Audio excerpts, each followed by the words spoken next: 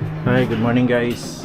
So, welcome na naman sa isang walang kwentang video para ngayong araw. So, today is Tuesday guys. Meron nga palang umuwi sa atin.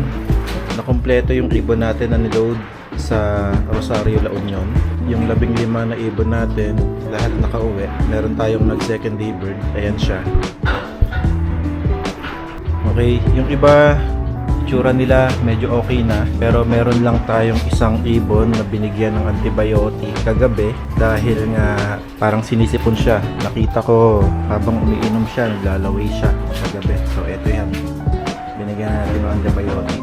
So ngayong araw guys, magpapaligo tayo, magta-try tayong magpurga, pero yung pampurga natin na ginagamit is yung ginagamit ni Idol Alan Barcon, na kahit na kumain yung ibon ay pwede. Based naman sa paggamit ko sa kanya before, effective naman. Totoo naman na kahit na merong pagkain or kumain yung ibon ay lumalabas pa rin naman yung mga bulate. So next Friday loading na para sa derby. First lap ng derby yon sa CHPA. So ngayon hindi natin alam or pinag-iisipan natin kung bahatiin ba natin yung ibon natin sa dalawang club. Kino-consider din natin na mag-load sa CSW RPC. Kaya lang ang problema natin doon, nagtatrabaho nga tayo. Ang loading station kasi noon kapag kapag third lap na siguro ng derby ay sa May Carmona, medyo malayo sa atin. Unlike sa CHPA, dyan lang sa may bandang Imus. Okay guys, balikan ko kayo kapag magpapakain na tayo. Ayan guys, pakain na tayo. So yung patoka nga pala natin guys ay ano yan, Wingmaster na flyer mix, razor mix. Tapos nilagyan lang natin siya ng cod liver oil at hinaluan natin ng pink mineral at saka Be Pure. So ayun yung pinapatuka natin pagdating nila sa karera. Tapos sa Monday naman, ganun pa rin yung patuka natin hanggang Tuesday. So nagdadagdag tayo ng corn at saka ng SAF pagtungtong na ng Wednesday, Thursday, going to Friday loading. So ngayon nga pala guys, ayun, after nilang kumain at makapagpahinga na, plano natin magpaligo. Mag first bath tayo ngayon nang merong malatayon. So para malinis na rin yung mga kuto nila. And yun nga, magpupurga tayo. So basically guys, yung sistema natin simple lang. Hinihiwalay natin yung recovery at saka yung pagpapalakas ng ibon. So pagdating ng ibon on Sunday, more on lang focus natin is para ma-recover yung ibon. Okay, yung recovery na tinutukoy natin is una, siguraduhin na kung meron silang nakuhang sakit, malinis yung katawan nila. Pangalawa, yung mga vitamins na binibigay natin ay para makatulong din sa recovery nila. Nagbibigay tayo ng ideal pills para makatulong sa panunaw nila. Alam naman natin na kapag galing sa karera yan, hirap yung mga panunaw niyan. So yung ideal pills, kasama na rin yung Be Pure natin. Yung Be Pure kasi ano yan, brewer's yeast yan. So ayun yung mga tumutulong para matunaw yung kinakain ng mga ibon natin. Ayan guys, timpla tayo ng pangpurga natin. So ito nga yung gamit natin, Sensia Degalio. Ito yung ginagamit ni Idol Alan Barcon, na kahit daw merong tumuka yung ibon, pwede tayong magpurga. So according dito guys, 2 pumps every 2 liters of water.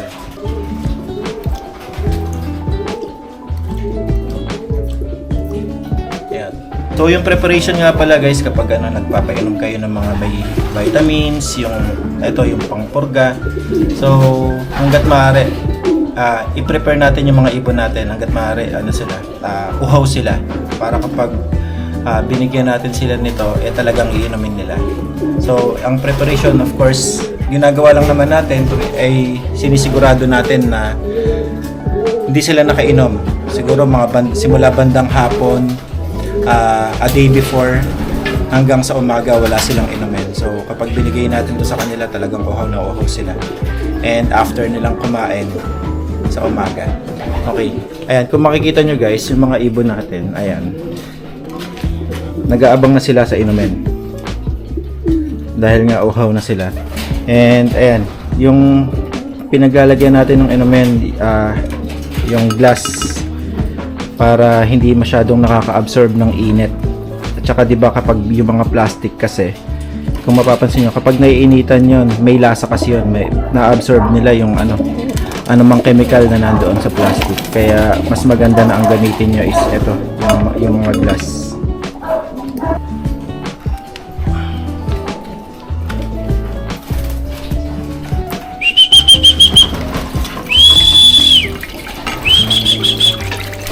Ayan guys, oho sila.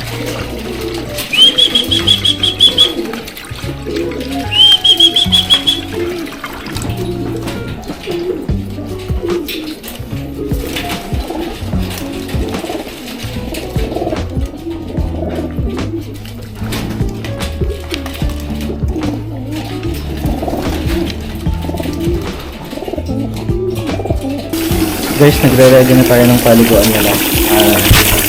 Ayan, may mala tayo niyang nire-ready natin. So, paliguan natin yung mga ibon natin mamaya. Para matanggal yung mga katon.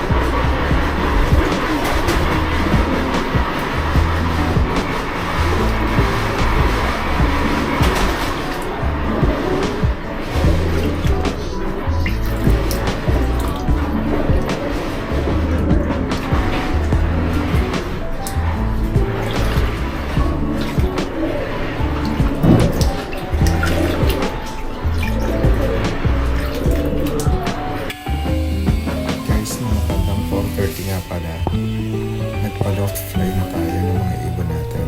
So, yung loft fly na to, walang persahan. Kusang lipad lang sila. So, ayun guys. Actually, nagulat tayo na maganda na yung nililipad ng ibon natin.